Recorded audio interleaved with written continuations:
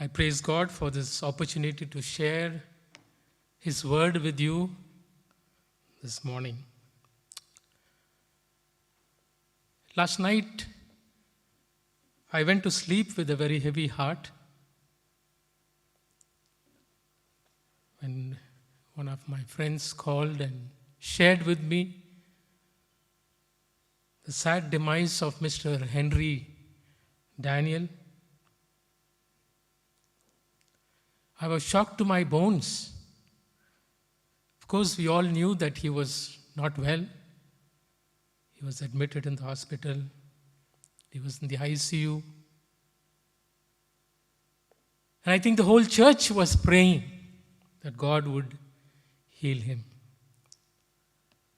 But the Lord saw it fit to put his child to sleep. Last night when I heard this message, the person was calling me on the phone from the home of Mr. Daniel. I could hear at the background Sister Hilda crying unconsolably. My heart goes out to this family, Mrs. Hilda, Daniel, the lovely daughter Sharon, and not to forget the other family members, especially Mr. Abraham, Tia Abraham, and his family, who are a very close-knit family. We miss Mr. Daniel, a faithful member of this church. His family would always be here to worship God in the sanctuary. And we would actually see both these families of Mr. Henry Daniel and Mr. Abraham always sitting together. And I can imagine the pain that this family is going through at the loss of Mr. Henry Daniel. Satan has had his way again. Satan is sinful. But we thank God we have a God who is good. A God who is good all the time. And so let us remember this family in a very special way in our prayers. I praise God for this opportunity to share His word with you today. I want to thank the church administration and the university administration for this wonderful opportunity. I believe this is a solemn task, especially as I dwell upon the third angel's message. My friends who have gone before me, who have spoken on the first angel's message and the second angel's message, they both have done a wonderful job in breaking the word to each one of us and the solemn message of the three angels. We also want to thank the students who have been assisting us on the Fridays, preparing for our message for the Sabbath morning. Last night, Brother Gerald gave a beautiful message on the mark of the beast, comparing it with the seal of God.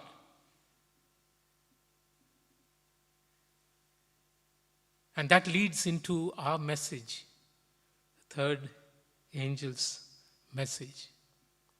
I believe, as I said, this is a solemn message, and I feel unworthy. I need your prayers on my behalf. This is not my message. It is the Lord's message. And may God help each one of us that as we come to the end of this message, that we would realize that this is the Lord's message. And this would change and transform our nature and our character. Let us bow for a word of prayer. Gracious Lord, Heavenly Father, Lord of the Sabbath. What a joy to be in your presence on this your holy day. Although it has been difficult to fellowship together in your sanctuary, we thank you, Lord, that we can still worship you and still make it an opportunity to share this word with so many through the medium of the YouTube. I pray you will bless as this message goes forth from your word. Hide me, Lord, behind the cross. And may Jesus alone be lifted up and his name alone be glorified. Because I pray these blessings in Jesus' precious name. Amen.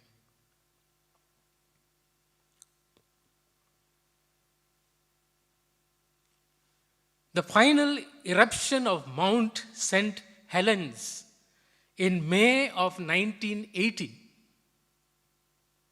was not a sudden event. For 2 months prior to the massive blast, the most deadly and destructive volcanic eruption in American history,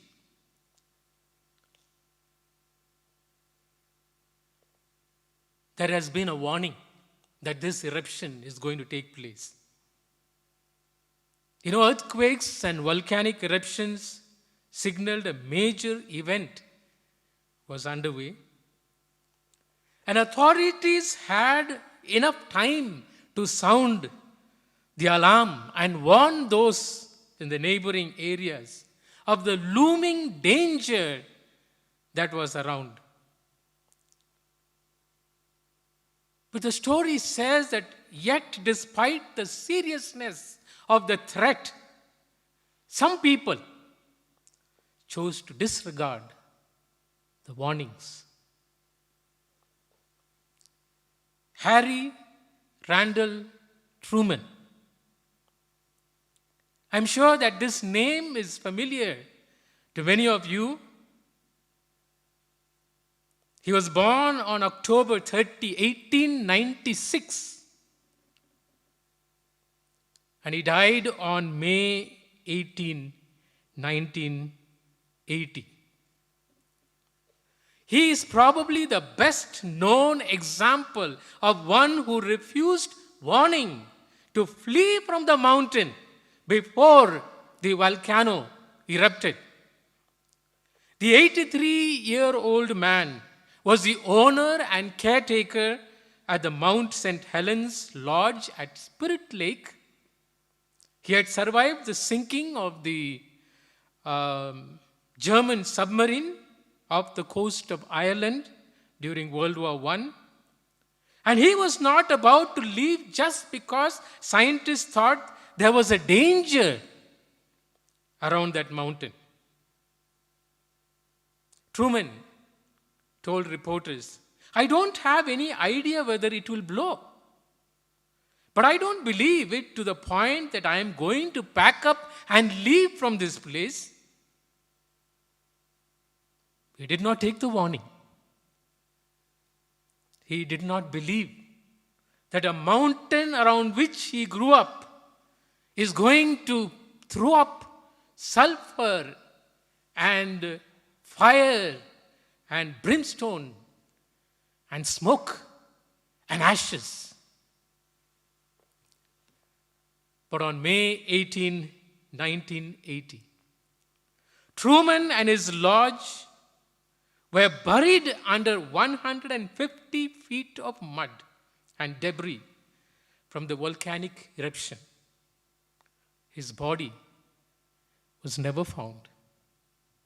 And the story also says that Truman was one who loved cats. He had many cats around him, so many of them. And when he died, the cats also perished with him. And they were never found in the rubble. A warning not heeded, which brought terrible consequence. This happened 4 decades ago, 1980. And we are in 2020. President Donald Trump of United States remarked about this pandemic that is sweeping across the nation. And he said on March 19, 2020, this year, a few months ago, nobody knew there'd be a pandemic or an epidemic of this proportion. He also grafted the cold calculus of the risk we accept every time we get in a car, as well as the deadliness of the seasonal flu, onto the odds of fatality in a viral outbreak. We lose thousands of people a year to the flu. We never turn the country off, he said in his White House Rose Garden speech, as he urged the stay-home orders across the country to be eased or lifted up. We lose much more than that to automobile accidents, he said. We didn't call up the automobile companies and say, stop making cars. But today we know that he wasn't really right in thinking that way, because the pandemic has really swept across the nations, which cared less to the borders of nations and affected all kinds of people. We just heard yesterday that both President Donald Trump and his dear wife are both tested positive just weeks before the American election in November. And I think that we need to keep this world leader and his wife in our prayers, as we do so many others in our prayer. But scientists who have studied the mountains are taking away different lessons from the eruption of Mount St. Helens and how it may inform today's public health emergency. Eric Wagner, who recently published a book on Mount St. Helens ecology, said there are disaster parallels. People just didn't take it seriously in the run-up, Wagner said. They thought it would just be interesting. And this funny thing, and the government response was kind of muddled. There were eviction orders that were ignored, and people like Harry Truman were famous for ignoring them. Seth Moran, a scientist in charge of the US Geology Survey's Cascades Volcano Observatory, said that he views the eruption and pandemic as powerful natural events that most of us have or will survive and remember. Nature is endlessly fascinating, and we live in it, he said. Another man, Fred Swanson, a research geologist who had spent his career studying volcanoes, especially St. Helens. He went to the mountain as an undergraduate student and kept an eye on it during his career with the US Forest Service. And this is what he has to say. Very powerful statement. Please listen to this. We need to be smart and attentive and take proximal precautions, such as being aware of volcano history and not putting ourselves in harm's way. He said this of Mount St. Helens. We need to be smart and attentive and take proximal precautions, such as being aware of volcano history. The Bible indicates God never brings punishment without a warning. Yes, I said that right. God never brings punishment without warning. You see, that is the nature of God. You see that acted out in all through the scriptures and all through the history of the church. God never brings a judgment or a punishment without a warning. And if there is one message I want you to take from the third angel's message and the other two, is that the three angels' messages are a warning from the Lord, warning of coming judgment, at the same time a warning to prepare for the end of time. And you and I would be foolish, yes, foolish, if we would not take the warning seriously. A passage is found in Revelation 14, verses 9 to 11, and I had 12 also here. The third angel's message. The third angel followed them, saying with a loud voice, "If any man worship the beast and his image, and receive the mark on his forehead or in his hand, the same shall drink of the wine of the wrath of God, which is poured without mixture into the cup of his indignation. And he shall be tormented with fire and brimstone in the presence of the holy angels and in the presence of the Lamb. And the smoke of their torment ascendeth up forever and ever, and they have no rest, day or night, nor night, who worship the beast and his image, and whosoever receive the mark of his name." Verse 12 says, "Here is the patience of the saints. Here are they that keep the commandments of God and the faith of Jesus." The third angel's message is divided into two parts.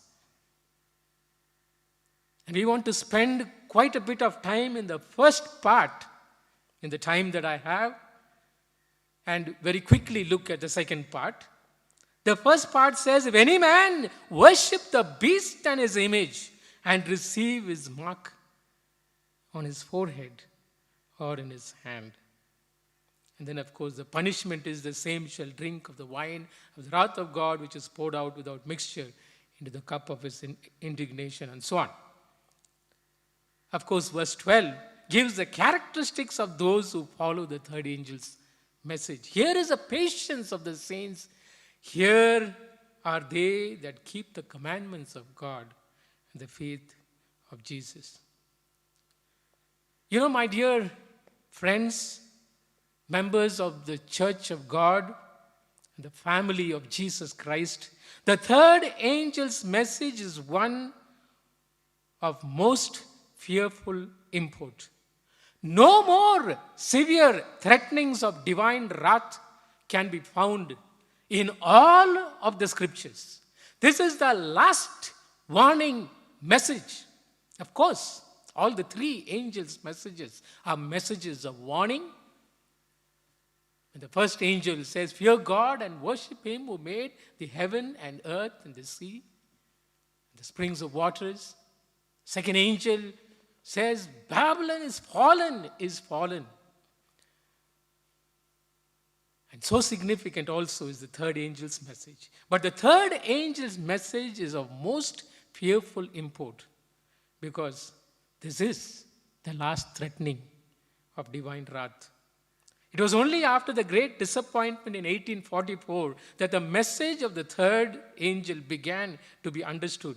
The third angel's message is a final message of warning to the world. It is filled with power and deep spiritual truths.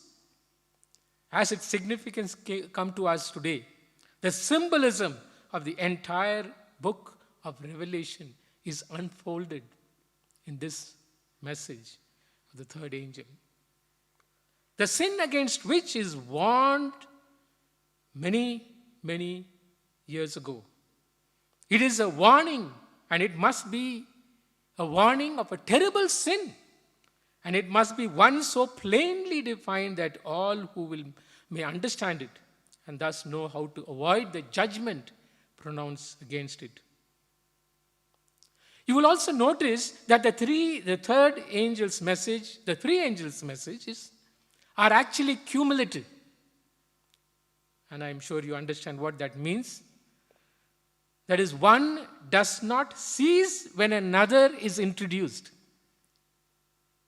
It is not that the first angel's message to fear God and worship the Creator, it is not that that ceased when the second angel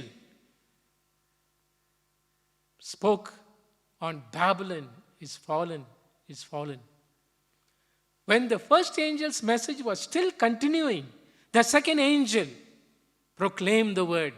And when the second angel was continuing the message, the third angel comes in with this final warning for those who would receive the mark, who would worship the beast and his image and receive the mark on the forehead or on the hand. So that's very interesting. Thus, a time for first message was the only one going forth. That means for a short time, it was only the first angel's message going forth. The second angel's message was introduced, but that did not put an end to the first. From that time, there were two messages. The third one followed, not to supersede them, but only to join with them, so that we now have three messages of the angels going simultaneously, or rather a threefold message, embracing the truth of all the three. The last one, of course, being the culminating proclamation. Until the work is done, it will never cease to be true that the hour of God's judgment has come, as proclaimed by the first angel, nor that Babylon has fallen, as proclaimed by the second angel. These facts still continue to be proclaimed in connection with the truths introduced by the third angel. And there is also something else. There will be noticed a logical connection between these messages themselves. So we really cannot separate the messages of the three angels, the first angel, the second angel, separately.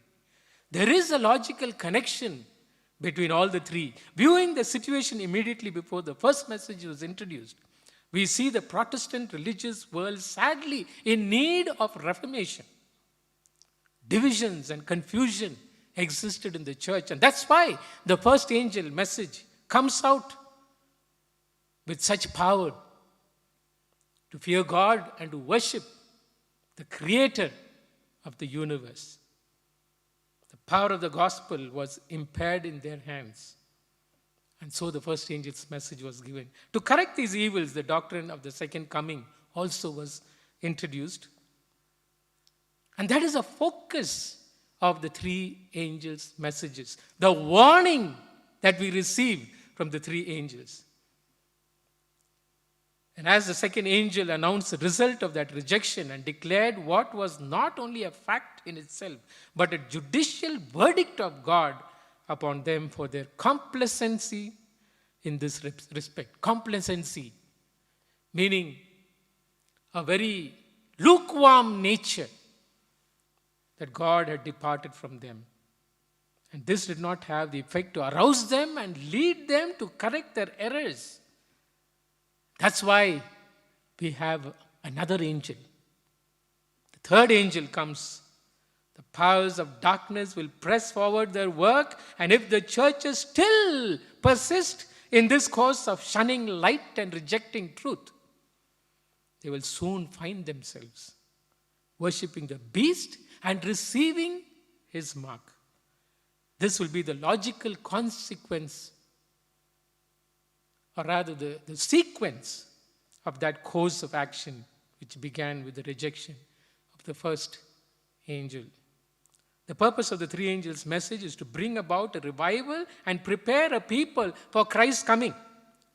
Listen to what Ellen White says in Great Controversy, page 379. The first angel's message of Revelation 14, announcing the hour of God's judgment and calling upon men to fear and worship him, was designed to separate the professed people of God from the corrupting influences of the world and to arouse them to see their true condition of worldliness and backsliding. In this message, God has sent to the church a warning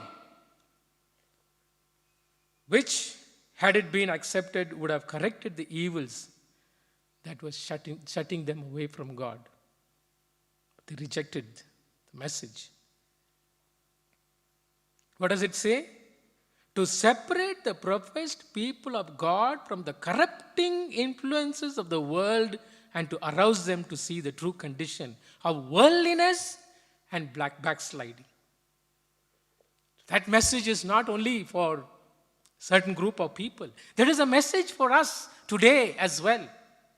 Don't you see that professed people of God are under the influence, the corrupting influence of the world? Today, worldliness is creeping into the church of God. And we need to proclaim this message boldly, that people may know their true condition, that we may warn them of what is going to happen. God has sent to the church a warning which, had it been accepted, would have corrected the evils, she says. What a time in which we live. And what an opportunity we as a church have in proclaiming the three angels' message to this sin-sick world. And if it is not for you and me, my dear friends, who are really the messengers to take the message. You know, the three angels were symbolizing God's people, ministers of God, and people of God who are called to preach the word and to warn the people of the things that are to come. And I'm sure that she's talking about the condition of people in her time. But it also applies to us today. Today, the worldliness is coming into the church, as I said. Issues of LGBT and same-sex marriage and many others, pornography, and you name it. Sins of the world are coming into the church. My mind goes to Romans chapter 12, verse 1 and 2, which says, I beseech you, therefore, brethren, by the mercies of God, that you present your bodies as a living sacrifice, holy, acceptable unto God, which is your reasonable service. Present your bodies as a living sacrifice, holy and acceptable unto God. When the things of the world are making inroads into the church, you and I need to protect ourselves from the evil influences of the world and to present our bodies faultless before the throne of grace. And Romans 12, the second verse continues to say, and be not conformed to this world, but be ye transformed by the renewing of your mind, that ye may prove what is that good and acceptable and perfect will of God. I like always this. There's a modern translation for this particular verse which says, don't let the world squeeze you into its own mold. Be not conformed to this world. Don't let the world squeeze you into its own mold. Yes, you and I have to be above the world, distinct from what is happening in the world. Not that we are not part of the world, we are not hermits that are going out into the jungle and building towers and sitting there. No. God wants us to be in this world, but not of the world. You and I have to be influences in the world, like salt and the light. Salt that makes His presence known in the food. You are the light, you are the salt of the earth that permeates into the world, that they see something in you. The light of the world. The world is in darkness, symbolically, and you are the light, symbolically, to bring light into this dark world. You know, had they received, Ellen White continues to say in the same page, 379, had they received a message from heaven, humbling their hearts before the Lord and seeking in sincerity a preparation to stand in His presence, the Spirit and power of God would have been manifest upon them. So what does that mean? It means They did not heed to the message. Had they received the message from heaven, the church would again have reached that blessed state of unity. But sad to say, church did not heed to the warning message that went out in the 1800s, the 19th century, 1844. In Great Controversy, page 310, she says, "It was needful that men should be awakened to their danger, that they should be roused to prepare for the solemn events connected with the close of preparation." That's the warning you and I have to give. To prepare a people to stand in the day of God, a great work of reformation was to be accomplished, as she says in the next page, in Great Controversy, page 311. These are vital, important messages, my dear friends. And you and I have been called to be the spokesman of this message, to take this message to the ends and corners of the earth. In early writings, page 256, she says, "These messages were represented to me as an anchor to the people of God. Those who understand and receive them will be kept from being swept away by the many delusions of Satan." Those who understand and receive them will be kept from being swept away. You got to be standing on the solid ground on Jesus. Otherwise, you will be swept off your feet into many delusions of the devil. Yes, the devil is having his way. The devil is roaring like a lion whom he would devour, as the New Testament writer says. He is roaring like a lion, seeking whom he will devour. I know that if you see a lion in your way, you're not going to go towards it. But sometimes in the spiritual lion, the devil is around us, trying to tempt us away into the things of the world. How easily we fall a prey to the temptation of the devil. She says in the next two pages, in 258 and 259 of early writings, "I was shown 3 steps. 3. The first, the second, and third angel's message. I said to my accompanying angel, 'Woe to him who shall move a block or stir a pin of these messages.'" You and I have no right to change the message, but to proclaim it as it is, as a warning to the people of the world. Satan is constantly seeking to cast a shadow about these messages. Yes, he is not happy that we are preaching this word. I'm sure the devil is not happy that I am sharing this message of God to each one of you. And he is seeking to cast a shadow about these messages so that the people of God shall not clearly discern their impact. Just imagine their time and their place.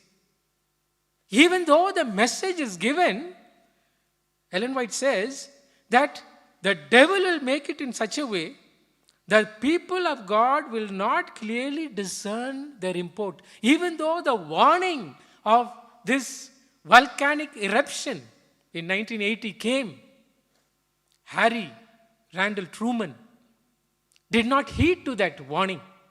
He took it like any other, Sometimes the third angel's message, 3 angels' messages, are not given seriousness, and people do not discern their impact. The proclamation of the third angel's message is the last special movement to be made before the Lord appears. For immediately following this, John beholds one like the Son of Man coming upon a great white cloud to reap the harvest of the earth. So the messages, especially the third angel's message, point to the fact that Jesus is coming soon. That is the impact of the message that we have for the world today, that Jesus is coming soon. And this is reiterated in Malachi, the 3rd chapter, verse 4, when this work shall have been accomplished, the followers of Christ will be ready for his appearing.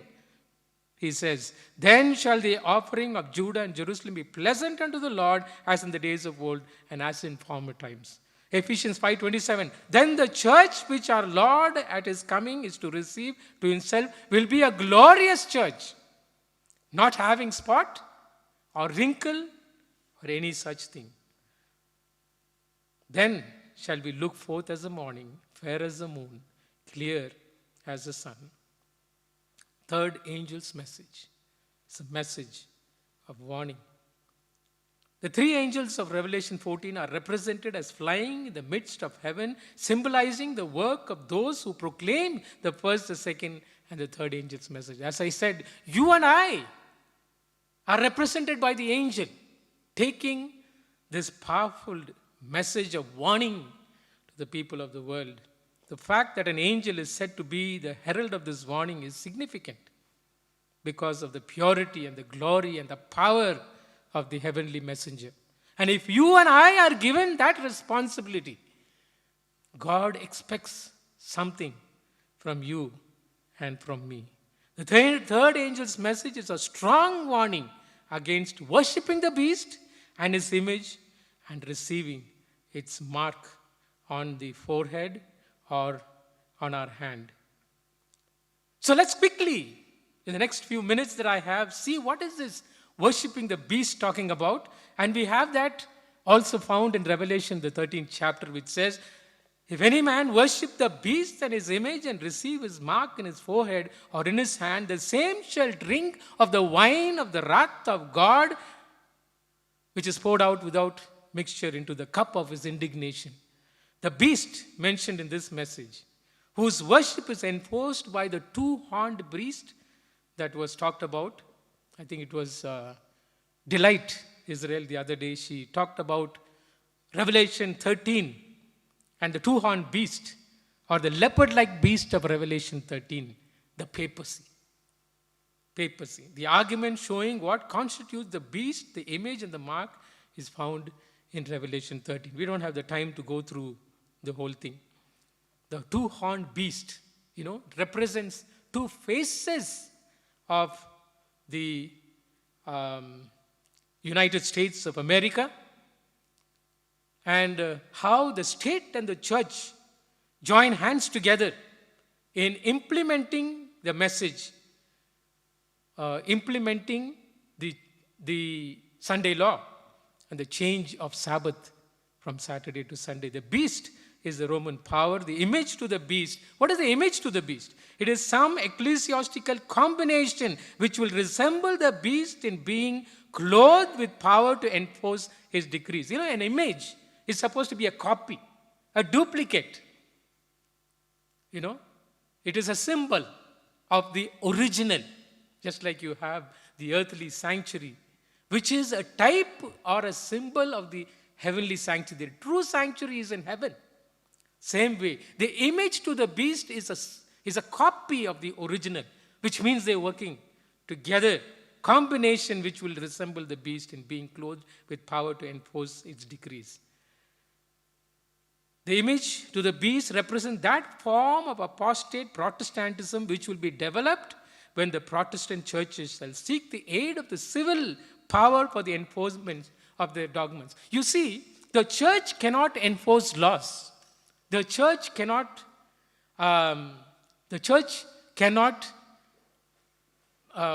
bring judgment or enforce laws or bring out decrees.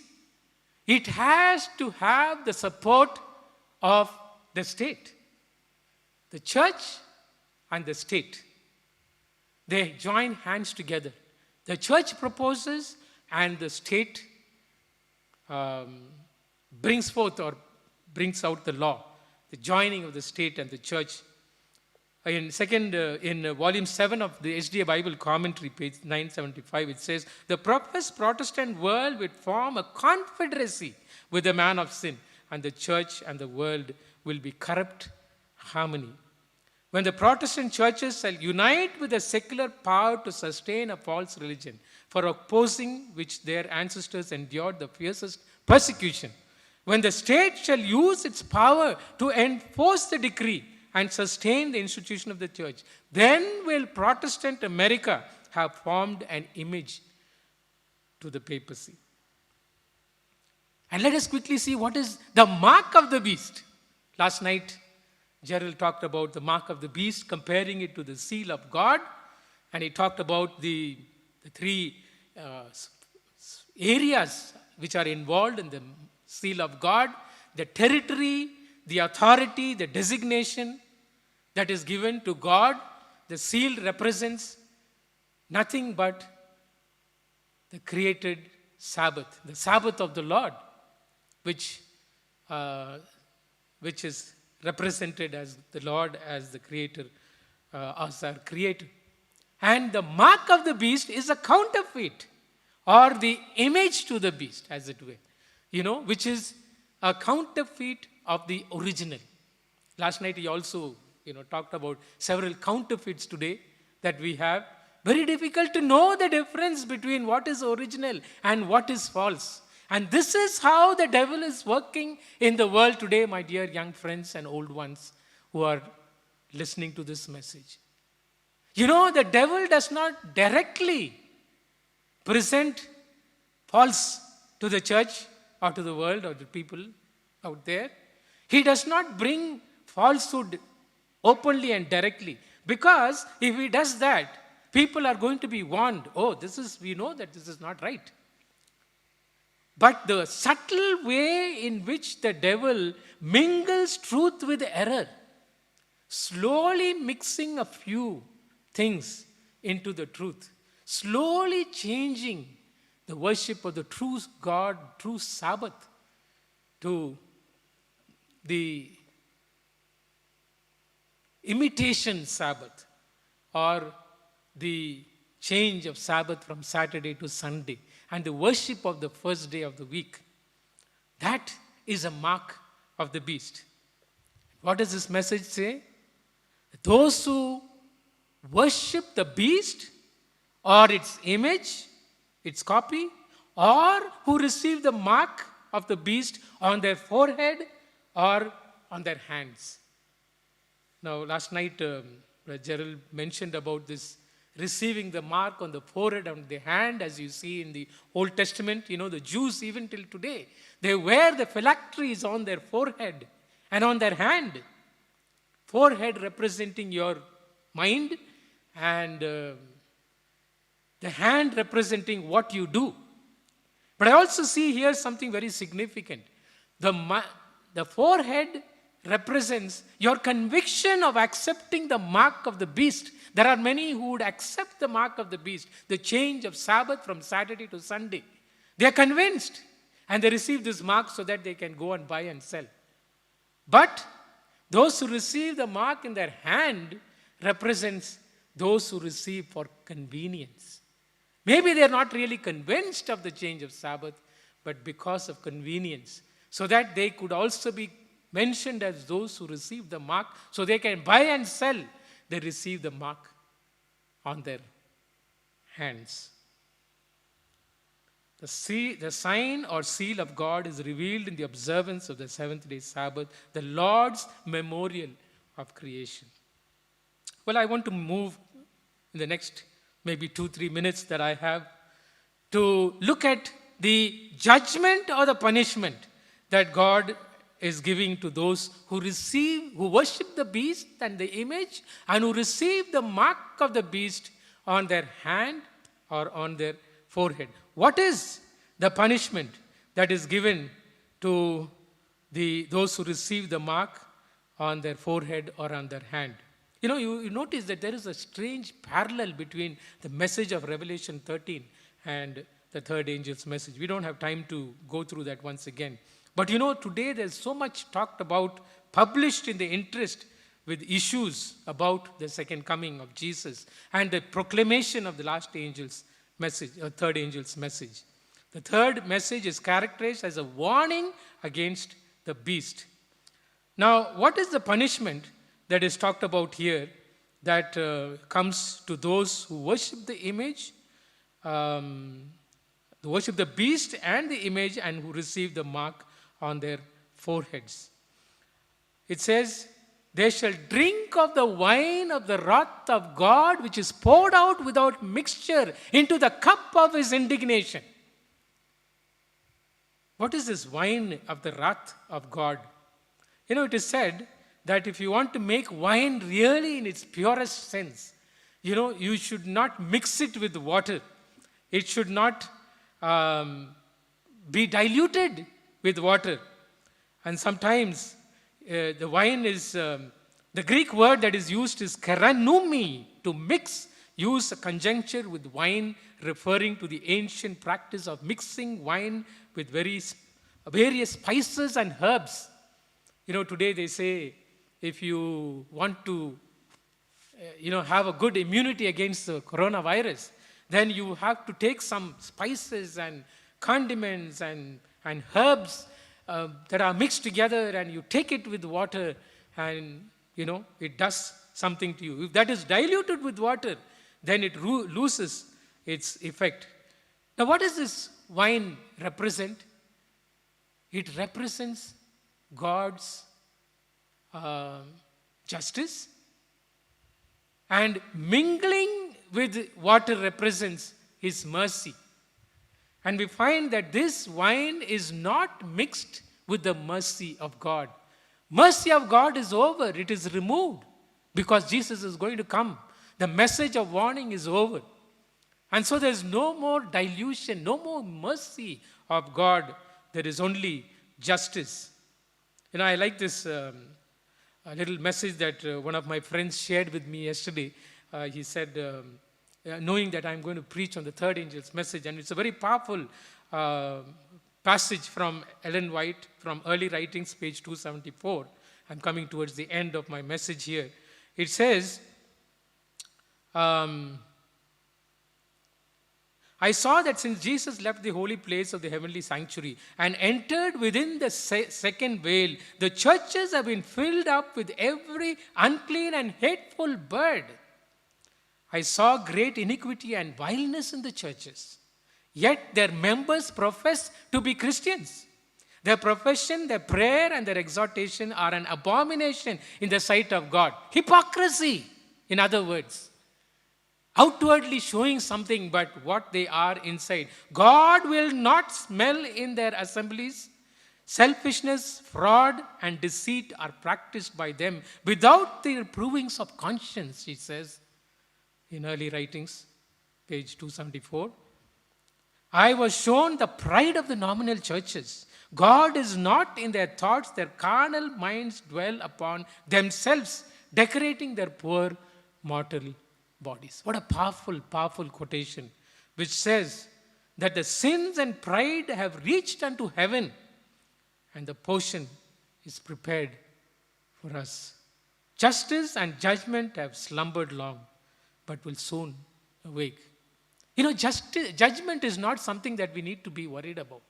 We do not need to be fearful of judgment. If we are true to God, we are waiting for judgment, because at judgment, God is going to prove to the world that you were faithful to God. But if you are not faithful truly, if you are a hypocrite, then the judgment will show that you were not faithful and you are falling short of God and his mercy. So this is very, very important. And so, as we see, it is the day of the Lord's vengeance and the year of recompense for the controversy of Zion. We are living in the last days of this earth's history. One of my friends, Dr. Sharath, when he preaches, he calls this as the last day message, and we are living in the ending of the end time. He uses this phrase. We are living in the ending of the end time. Not just the end time, the ending of the end time. Because after this third angel message is proclaimed, the next thing that happens is Jesus coming in the clouds and receiving his children. And so, today, as we wrap up this message of the third angel's message, and really the three angels' messages, the first angel, the second angel, and the third angel's message. Verse 12 is significant. Here is the patience of the saints. Here are they that keep the commandments of God and the faith of Jesus. Here is the patience of the saints. The patience that comes through tribulation. You cannot get the virtue of patience unless you got tried and tested through the power, through the fires of affliction. And you come forth as gold. That is the patience of the saints. Here are they that keep the commandments of God, the true Sabbath, not changing the Sabbath from Saturday to Sunday as those who worship on the first day do. And the faith of Jesus. You know, preaching these messages is not alone the preaching of some particular doctrine. It is preaching of the warning. Third angel's message is a full gospel. It talks about what Jesus has done for us on the cross of Calvary.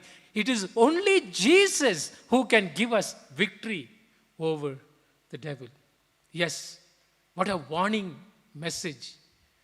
And if you'd have seen in the title slide that was put,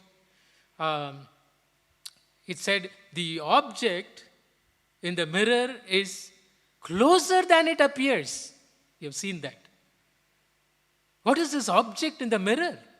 The object is talking about the second coming of Jesus Christ. I want to thank my friend, my student Murali, who got these slides together and this beautiful thought. The object of Christ's second coming is closer than it appears in the mirror. You may think his coming is going to be some time later, but his coming is closer. And I'm reminded of Romans, the 13th chapter, verse 11 to 14, which says, his coming is closer, sooner than we ever believed. You know, it's just like waiting to see something, you're longing and you're looking for that time when you would see that. You know, your pain and your problems of this world are over because you're longing to see what is beyond and what is going to happen. All these slogans and catchwords that we use today will not help us. You know, we emphasize on so many things: health reform, dress, tithing, Sabbath keeping, everything. Everything is important. Don't get me wrong. But we got to preach the whole truth, the whole message, the whole gospel. And that is salvation in Jesus Christ. And also the message that the same Jesus who gave his life for us is going to come back again to receive us unto himself. So that this would be a glorious church without spot or wrinkle or any such thing. You and I are called to proclaim this message. Christ is our perfect pattern. We are to live as he lived. His life is to be our life. We are to obey our Heavenly Father as he obeyed. What an example we have in Jesus Christ. You don't have to look at somebody else, this leader or this pastor or this president or this whoever. We have a perfect model, and our model is Jesus Christ. You got to have his model and practice him in your life. Be like Jesus, as the song says.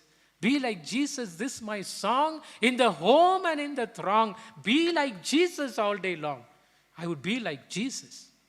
And this same Jesus is going to come back sooner than you expect, as Apostle Paul says.